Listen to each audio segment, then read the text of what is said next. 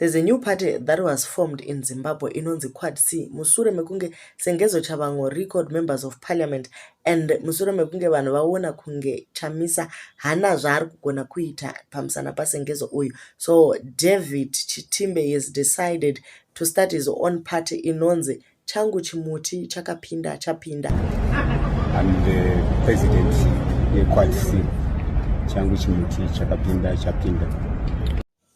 His major aim is to run for Mabvuku Tafara nekuti ari kuti Scott haangambotori Chimuti, and the fact that there's a lot of factionalism that he has started mu-CCC due to the commotion yakonzereswa naChabangu. Vanhu ve-CCC vanga vakufaila 2 macandidates, so he decided kuti aiwa iye zvakwana anoda kutanga yake inonzi Quad C. So a lot of young people are so hurt vakati ivo these old men are getting pleasure from toying with our future. The day ratichakurovai muno richasvika zvaro moda kutijairira.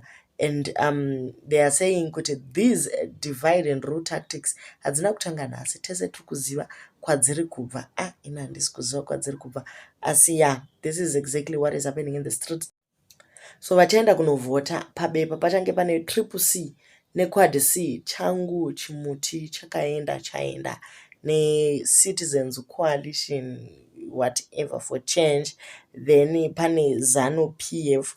Then you might find ZANU PF Pro Max because zviri kuitika kama streets hazvichamake sense zvachose.